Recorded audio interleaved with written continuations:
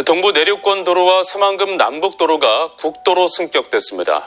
국토교통부는 도로정책심의위원회를 열고 동부 내륙권 도로 30.9km와 새만금 남북도로 27.1km를 각각 국도 15호선과 국도 4호선으로 승격하기로 했습니다. 전라북도는 이번 국도 승격 결정으로 새만금 내부 개발 등 지역 개발이 한층 가속화하고 관광 활성화에도 도움이 될 것으로 기대했습니다.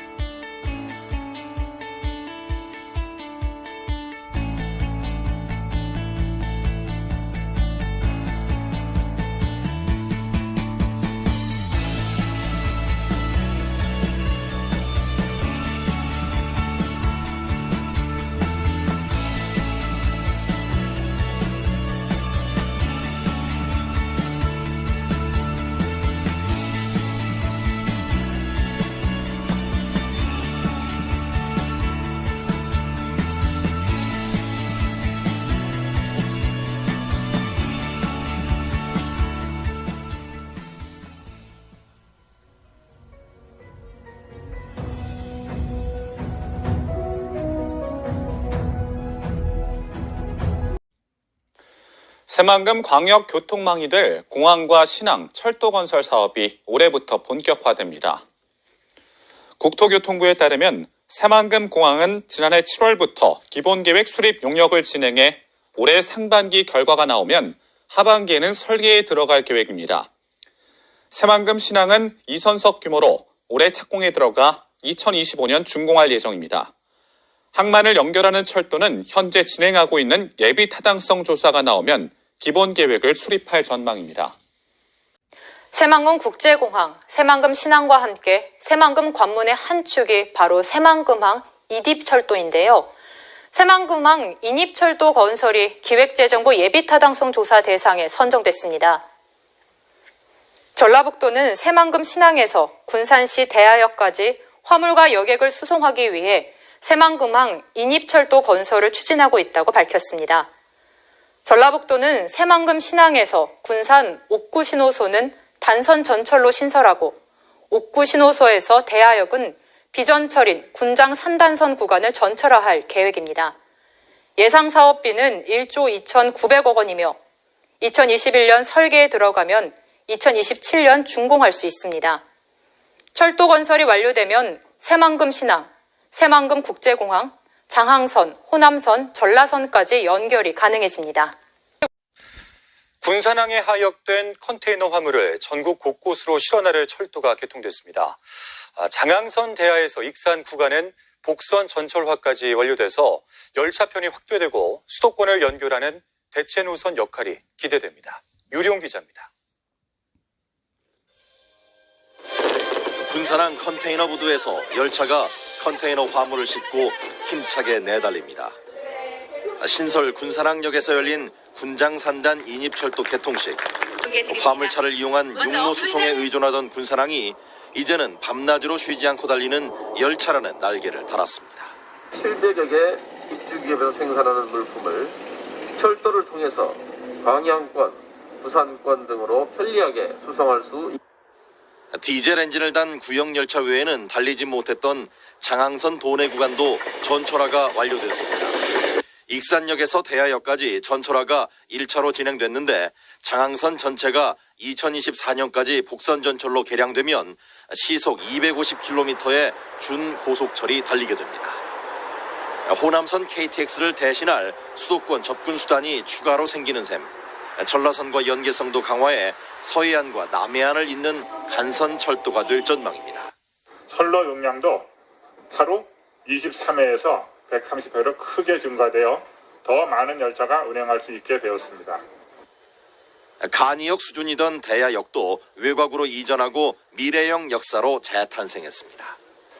전라북도는 군장산단 인입철도에서 새만금 신항을 연결하는 추가 단선 철도를 2027년까지 추진하고 있다며 새만금 물류 확대의 전기가 될 것으로 기대했습니다.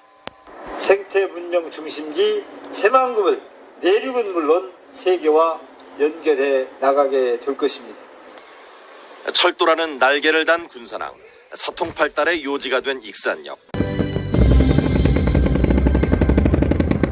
네, 이렇게 해서 대한민국의 충실 허무 새만금 시내가 열렸습니다. 자, 이상으로 새만금 동서도로 개통식 공식 행사를 모두 마치겠습니다. 다시 한번 이렇게 추운 날씨 그리고 코로나19라는 어려운 상황에도 함께해 주신 모든 분들께 진심으로 감사를 드리겠습니다. 시범주행 참석 대비께서는 의전 도우미 안내에 따라서 시범주행 새만금 행정구역 통합움직임이 본격화될 전망입니다. 새만금 개발청은 행정체계 설정을 위한 용역 결과 군산과 김제, 부안을 통합한 단일 행정체계가 가장 적합하다는 결론을 냈습니다. 이에 따라 새만금 개발청과 전북도는 시군 협의와 주민 설득에 나서고 법 개정을 서두르기로 했습니다. 오영숙 기자입니다. 착공 5년 만에 개통된 새만금 동서도로. 하지만 행정지번이 없습니다. 방조제도로의 행정구역을 둘러싼 소송이 진행되면서 5년 넘게 관할권 분쟁을 이어오고 있기 때문입니다. 행정구역이 정해지지 않으면 재산권 행사가 어려워 새만금 개발과 투자에도 악영향을 미칩니다. 사정이 이러다 보니 새만금 개발청은 지난 6개월 동안 행정체계 설정을 위한 용역을 진행했습니다. 용역 결과 새만금을 각 시군으로 나누지 말고 세종시처럼 단일 행정구역으로 만들자는 대안이 나왔습니다. 새만금에 걸쳐 있는 군산과 김제, 부안을 묶어 통합 새만금시로 관리하겠다는 겁니다. 또 다른 대안으로는 새만금 구역만 별도로 떼서 특별시 형태로 분리하는 방안이 제시됐습니다.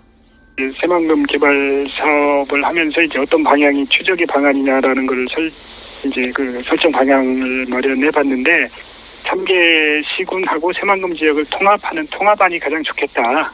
실현 가능성 면에서나 새만금 사업 진행하는 데서나 일본으로 이제 선두적이가 됐고요. 이제 그게 진행이 되지 않을 것 같으면은 이제 새만금 지역만을 단일 행정체계, 단일 행정구역으로 그렇게 하는 게 좋겠다. 다만 관리 방식이 확정되고 인구 유입까지 시간이 걸리는 만큼 한시적인 전북도 산하의 출장소를 새만금에 두는 방안이 검토됐습니다. 인허가권은 새만금 개발청이 관리하지만 민원이나 관리, 일반 사무 등은 3개 시군이 아닌 출장소에서 한 번에 처리하기 위해서입니다. 합의하고 여러 가지 공감대 형성하고 그것들을 하기 위한 필요하다면 법도 개정을 해야 되고 여러 가지 이제 시간은 좀 많이 걸릴 것 같고요. 새만금 지역에서 이루어지는 행정 업무를 논의하기 위해서 우리가 한시적으로 임시 행정 체계를 좀 운영을 하자라는 것도 같이 연구를 했어요. 전라북도에서 출장소를 만들어서 전라북도에서 지경으로 이제 운영을 하는 거죠. 그리고 강임준 군산시장님, 그리고 박준배 김대시장님, 권인현 문수님께서도 이동하셔서 축포식 함께할 수 있습니다. 또 김병수 농어촌공사 기반조성 이사장님 이동해 주시고요.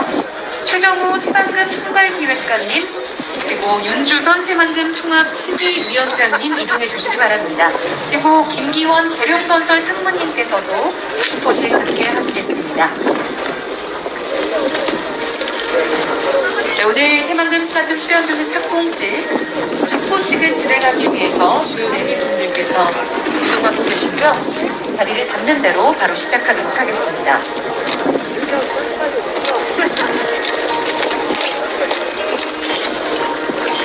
새만금에 들어서는 첫 도시, 새만금 스마트 수변도시에 대한 기대감을 많이들 말씀하셨는데요.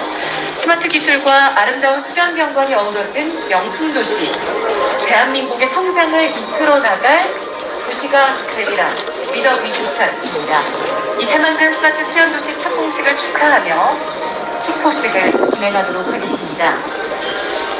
자, 지금부터 새만금 스마트 수변도시 착공식을 기념하는 축포식을 시작하도록 하겠습니다. 축포식에 앞서서 잠시 기념 촬영이 있겠습니다.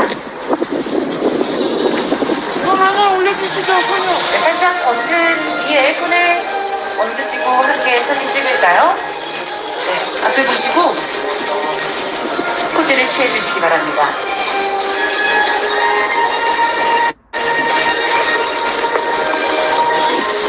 네, 고맙습니다. 그럼 내빈 여러분께서는 저의 하나, 둘, 셋 구령에 맞춰서 터치 버튼을 눌러주시면 되겠습니다.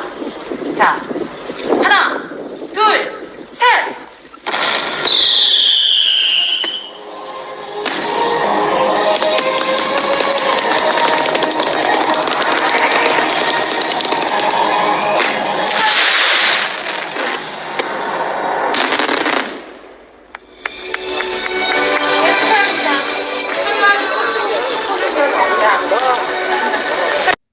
전북 지역의 역사와 문화, 미래를 체험하는 국립새만금박물관이 내년 중 착공됩니다.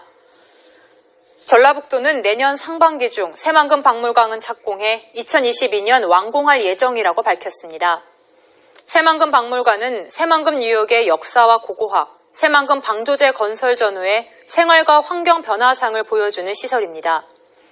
새만금박물관은 부안군 변산면 대학리 일대의 전시장과 수장고, 연구교육시설 등을 갖춰 연면적 5,400제곱미터 규모로 건립됩니다. 새만금개발청은 새만금 관련한 물품과 역사물 전시 자료를 기증받을 계획입니다. 관광 명소와 용지에 들어서는 가상현실 체험 테마파크와 리조트가 이르면 내년 5월에 착공됩니다. 새만금개발청은 사업 시행자가 최근에 법인을 설립하고 자본금을 납입했다며 내년 상반기쯤 인허가 절차가 마무리되면 착공이 가능하다고 밝혔습니다. 사업 시행자인 새만금 VR, AR 리조트는 오는 2023년까지 813억 원을 들여서 가상현실 테마파크와 리조트를 짓고 2025년까지 가족 리조트와 컨벤션 센터를 추가로 조성할 계획입니다. 신시야미 관광 레저용지 개발 사업도 속도를 내고 있습니다. 오는 2023년까지 200실 규모의 호텔을 짓고 인공해변과 레저시설을 조성할 예정인데 현재 새만금위원회의 기본계획 심의를 기다리고 있습니다. 주변 관광시설과 유기적으로 결합되어 운영되게 된다라고 할 것 같으면 1만 명 이상의 고용 효과와 1조 원 이상의 경제적 파급 효과로 지역경제 활성화에도 많은 도움이 될 것이라고 생각합니다. 세계 기네스북에 등재된 바다 위의 만리장성이 우리나라에 있다?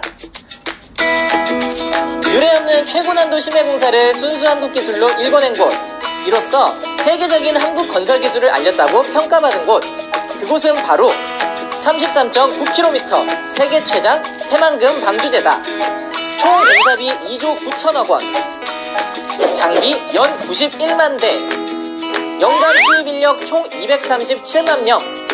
장장 19년여간 건설된 새만금 방조제는 과연 어떻게 만들어질 수 있었을까? 세계 최강 새만금 방조제에 들어간 토성량은 얼마나 될까? 1991년 11월 28일 새만금 간척 사업이 첫 삽을 떴다. 전북 군산시와 고군산군도 부안군을 연결하는 새만금 방조제가 간척 사업의 포문을 연 것이다.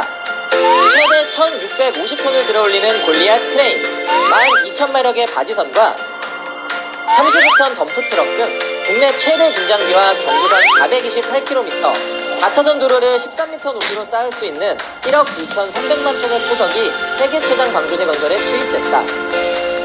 서해는 조수간만의 차가 크고 최대 유속 7m, 최대 수심이 54m에 달해 세계에서 유례없는 최고난도 공사였지만 국내 최초 준설회사 석토공법을 적용, 순수 국내 기술로 새만금 방조제를 세울 수 있었다. 준설회사 성토공법이란 바닷속 흙, 모래를 이용해 방조제를 세우는 공법이다. 이는 기존 육상에서 흙, 모래를 퍼왔던 방식보다 공야 훼손, 수산업 피해를 감소시키고 원지반 동일 재료를 사용함으로써 단면의 안정성을 높인다. 또 새만금 방조제 경우 약 200억 원의 공사비를 절감시켰다. 방조제 건설의 핵심은 조석과 풍파에 의한 재료 유실과 피해를 막는 것. 이를 위해 방조제 건설은 유속, 해저지형 등의 측량으로 시작된다. 측량 후에는 기초지반 매트를 까는데 모래나 진흙으로 형성된 간척지 지반 유실을 막고 토석이 균등하게 분포되도록 하기 위해서다. 여기서 잠깐! 방조제의 TMI! 1970년대 건설된 아산만 방조제에는 기초지반 매트 대용으로 가마니와 짚을 사용했다는 사실. 오, 신기하다. 기초지반 매트 위에는 바닥보호 사석을 깔아주는데 상부하중을 지탱하고 기초 흙모래가 물에 찢겨가지 않도록 하기 위해서다. 이후 1차 가석을 투입하고 유실되지 않도록 더 큰 규모의 돌로 그 뒷면을 눌러주는 금고공을 시공한다. 이때 엄청난 크기의 콘크리트나 돌이 사용되기 때문에 12,000마력의 바지선과 15톤 이상의 덤프트럭이 동원된다. 다시 네트를 깔고 준설토 유출을 방지하는 필타공을 시공한 후 육지 방향, 즉 내측의 준설선으로 퍼올린 바닥 흙, 모래를 쌓아준다. 작업이 끝나면 방조제 검문이 되는 피복석을 깔고 도로, 육지는 사용 목적에 따라 마무리 작업을 하게 된다. 간척의 나라, 네덜란드. 일본이 벤치마킹한 대한민국 돌망태 공법. 방조제 건설에서 최대 난항은 최종 물막이 구간. 특히 끝막이 공사는 세계 최초 2개소에서 동시 진행됐는데 조수간만의 차가 심해 그 차가 가장 작은 소조기 때 공사를 끝내야 하는 시간적 싸움도 동반됐다. 여기에 폭이 좁아진 만큼 빨라진 유속을 이겨내는 것이 관건. 그래서 도입된 것이 바로 돌망태 공법이다. 최대 6톤에 이르는 돌망태와 대형 암석을 바다에 투입. 빠른 유속을 견디도록 한 후 당시 우리나라의 20대뿐이었던 35톤 트럭을 동원해 대형 돌을 쏟아부어 큰 물기를 잡았다. 이후 3톤 규모의 돌망태 27만 개, 15톤 덤프트럭 21만 대분의 암석을 투입해 최종 물막이까지 완성할 수 있었다.